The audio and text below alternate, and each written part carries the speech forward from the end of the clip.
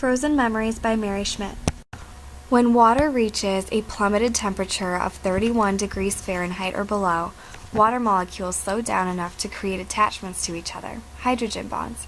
They become hexagon-like structures and are more spaced out than if they were free roaming in warmer temperatures. This creates a lighter element than the liquid form of water, causing the ice to exist at the surface as opposed to sinking to the bottom. Scientists have yet to discover why ice is slippery, adding to the mystery of this one-of-a-kind element.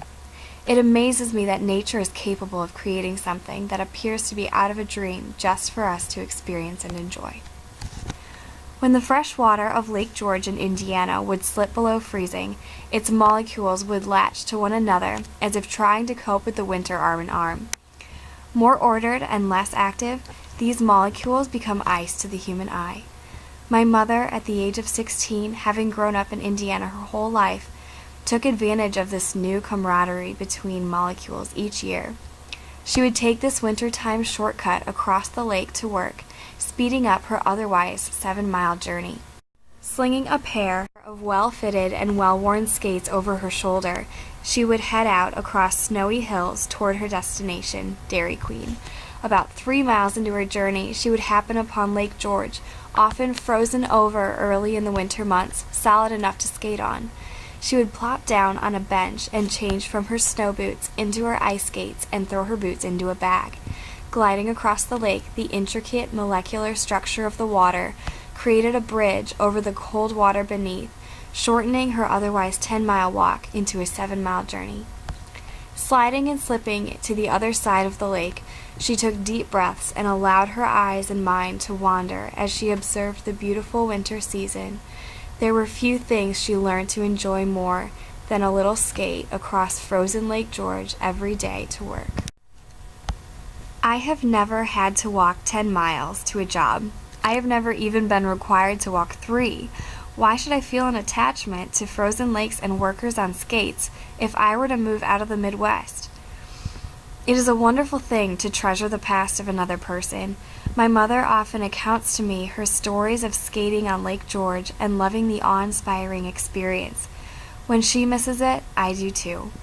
I very much enjoyed the imagined vision of my young mother pulling her skates out to fly across a frozen lake, and I am often reminded of her stories whenever I encounter a frozen body of water. I wonder if the lake I see is solid enough for her to have skated across to work without falling through. I would miss this image of my beautiful mother in her youth if I were ever to see fewer of these snow and ice-covered lakes. To walk safely across any frozen body of water, the layer of ice covering the surface must be a minimum of 4 inches thick in order to hold body weight. One of the bodies of frozen winter water that I would miss the most if I were ever to leave is the small creek in the backyard of my Chicago suburb home, Long Run Creek in Homer Glen. The acre that makes up my backyard, covered in multiple feet of snow, has little trails of deer tracks going every which way each winter season. Some even cross over this little creek that runs through the very back of our yard, just before a line of trees, the entrance to a wooded area. Seeing the adventures that these creatures have taken stir within me a desire to join them on their woodland quests. Not only are there deer tracks, but also those of squirrels and coons. Long Run Creek stretches far beyond our small suburb of Homer Glen. However, I have only been graced with seeing this little elbow of the water. The best part of winter is that it can transform this flowing creek into a pathway for animals who wish to reach the other side and would not otherwise be able to in warmer months.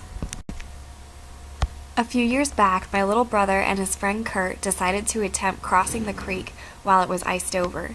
They made it halfway before Kurt stepped on a weak spot and fell through into the ice-cold, thankfully shallow water. He sloshed into our warm house, soaked and shivering. We bundled him in a thick-knit blanket and tucked him in front of our burning fireplace to dry off before his mom came to take him home. My little brother will always remember that day. He was happy it wasn't him. That little creek holds a lot of memories for my family. These memories seem to freeze in time as the water does into ice. There are many aspects of this frozen element I do not always enjoy. The common inconveniences an icy day exhibits, such as scraping ice off my car rusty. He doesn't seem to enjoy the cold very much. My poor car cannot heat up as fast as he used to. It takes him 15 minutes to even begin feeling some warmth to defrost. So I help him out and use my scraper. Unfortunately, in his old age, he has begun to rust through, and when I scrape the ice off his headlights, sometimes a rusted piece of metal breaks off and falls into the ground. Rusty is slowly fading away, and does so especially fast in icy cold weather. When salt is spread over ice, the salt molecules drastically decrease the freezing point of water to an entire 15 degrees lower. Instead of freezing at 32 degrees, the water will now melt and will not freeze until it reaches a much lower 17 degrees. 2 sets of concrete stairs lead up to my house here in Dubuque. This little town has some brutal winters. In retaliation of the freezing weather, I equip myself with a large bag of salt. I love those little grains of salt. When I toss them out onto the icy stairways and frozen sidewalks, their little molecules form a barrier between the molecules of water that are so intent on joining together to create a slippery surface. This makes my 9 a.m. trips to class switch from legitimate trips to leisurely strolls.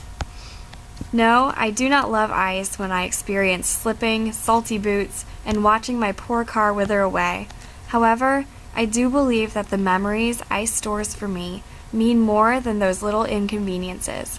If I were to move away from this place, whether my family's home in Illinois or my temporary home here in Dubuque, Iowa, I would miss these icy waters. That may sound crazy to some people, but every memory I have that has been formed due to icy weather conditions holds a special part of my heart. I believe my life would have turned out very differently if I was somewhere much warmer, where these winter months were not as drastic.